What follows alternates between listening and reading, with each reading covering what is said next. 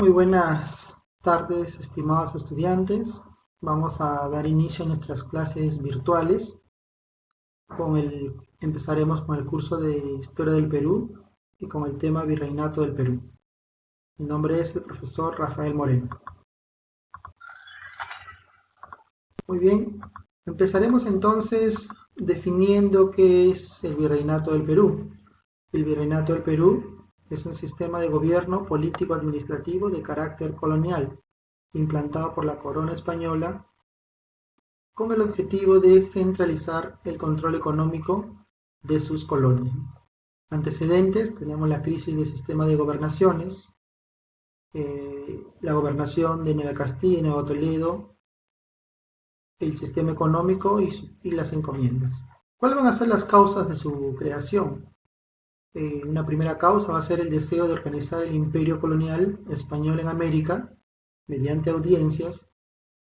Otra causa va a ser la necesidad de un control directo sobre las colonias, los malos resultados del sistema de gobernación y repartimientos, y la necesidad de proteger a los indígenas contra la inhumana explotación que recibían de los encomenderos, ¿no? También podríamos mencionar, ¿no?, que una causa también importante va a ser poner fin, pues, a las guerras civiles que se estaba dando entre los españoles, ¿no? Muy bien. Definamos entonces cuál es el origen del virreinato peruano, ¿no? Pues el virreinato del Perú, desde el establecimiento del virreinato hasta el inicio del siglo XVIII, va a comprender toda América del Sur, ¿no?, excepto Caracas y Brasil.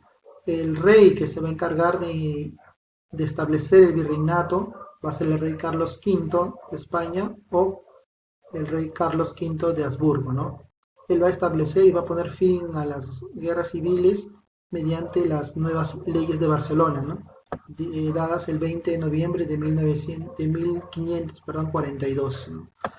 Podemos observar en este mapa que en ese año el virreinato va a constituir un gran porcentaje de todo lo que es actualmente el mapa de América del Sur, ¿no? Acá, por ejemplo, podemos ver el virreinato del Perú, que se daba desde Panamá, ¿no?, desde Panamá hasta lo que es actualmente, pues, la Patagonia y todo lo que es Argentina, ¿no?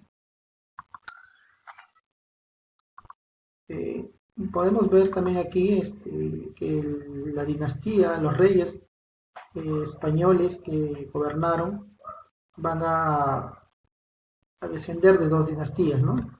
La dinastía Habsburgo y la dinastía Borbón. La dinastía Habsburgo pertenece a la casa de Austria, ¿no?, y van a gobernar, van a reinar durante el siglo XVI, ¿no?, mientras que la dinastía Borbón pertenece a la casa de Francia y van a gobernar desde los siglos XVII. Podemos observar aquí en estos dos mapas, por ejemplo, mientras que en el siglo XVI el virreinato del Perú llegó a ocupar una gran extensión territorial de América del Sur, en el siglo XVIII ya no, ¿no? Producto de las reformas borbónicas van a aparecer nuevos virreinatos y el virreinato de Perú va a llegar a tener la forma que posteriormente vamos a heredarlo en lo que son los inicios de la República, ¿no? Ahí tenemos entonces, también podemos observar sus eh, escudos que distinguen a cada dinastía. Bien, vamos a ver entonces a continuación la organización política del virreinato del Perú. Eh, la organización política, bueno, sabemos que la máxima autoridad o la suprema autoridad de España y de todas sus colonias era obviamente el rey de España, ¿no? El rey de España era la máxima autoridad. Ya habíamos mencionado que los reyes españoles eh, descendían de dos dinastías, ¿no?, la dinastía Habsburgo y la dinastía Borbón. Dentro de las características que tenía, pues obviamente que encontramos que era un gobierno centralizador y absolutista, tenía todo, asumía todo el poder, centralizaba todo el poder, se encargaban, pues, de entregar reales cédulas, ¿no?, y reales órdenes, que eran, pues, las leyes que dictaba el rey, ¿no? Ahora, bueno, el rey era la máxima autoridad. Ahora, tenemos dos instituciones muy importantes que se encontraban en España. El Real y Supremo Consejo de Indias, que va a funcionar del año 1524 a 1571, y que era un organismo supremo de gobierno para las colonias, ¿no? Se encargaban de brindar leyes. ¿Cuáles eran las funciones? Tenemos las funciones política, en cuanto a lo que es política administrativa, se encargaba de nombrar autoridades y realizar visitas. En cuanto a la función militar, ¿no? Dirige la Armada Naval y el Ejército. En cuanto a lo judicial, era el máximo tribunal de justicia. En cuanto a lo religioso, designaba autoridades religiosas. En cuanto a lo económico, elaboraba proyectos económicos. Y en cuanto a los culturales, ¿no? Designaba a los cronistas mayores y los comógrafos superiores. Otra institución importante también es la Casa de Contratación de Sevilla, que va a ser fundada en 1503.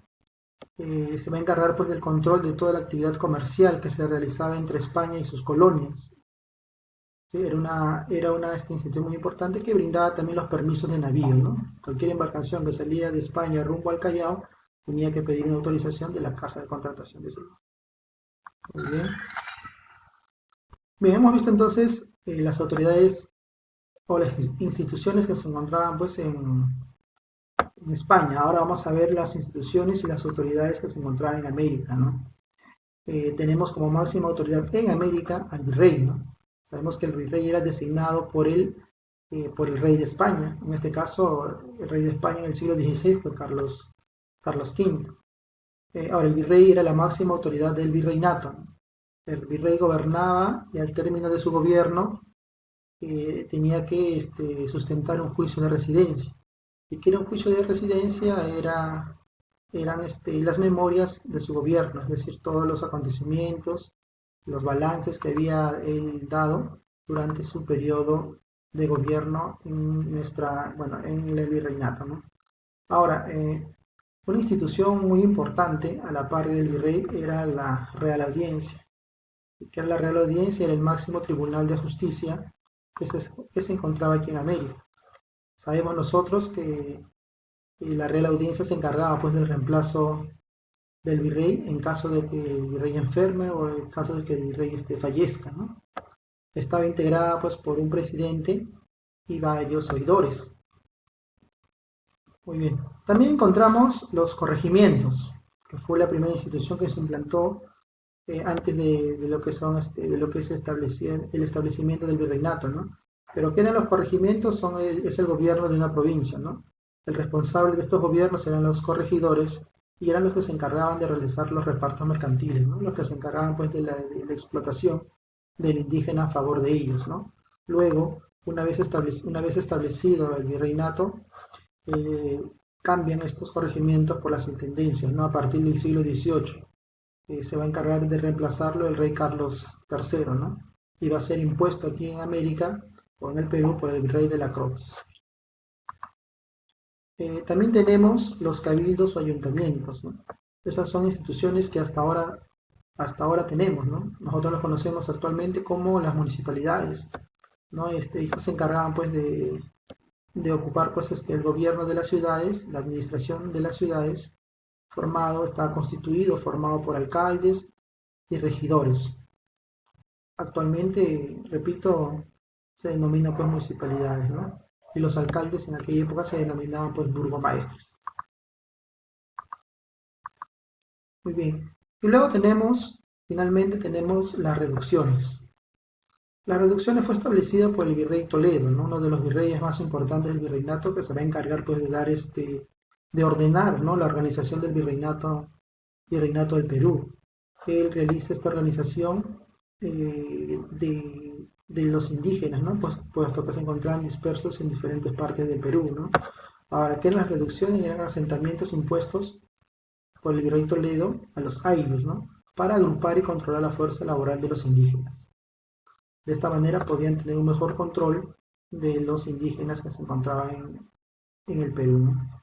Tenemos también los caciques. Los caciques eran pues los antiguos curacas, ¿no? Que dirigían un ayllu. Las autoridades españolas los nominaron caciques y tenían esa misma autoridad, ¿no? Y eran los que se encargaban de intercomunicar, digamos, a las autoridades españolas con los indígenas.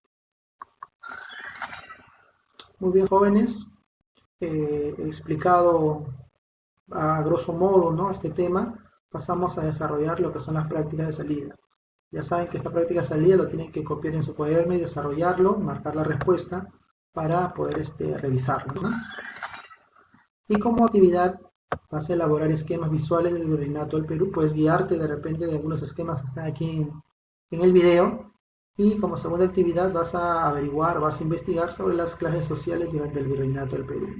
Y finalmente vas a ilustrar el tema, ¿no? Bueno, muchísimas gracias y nos encontramos en un próximo video.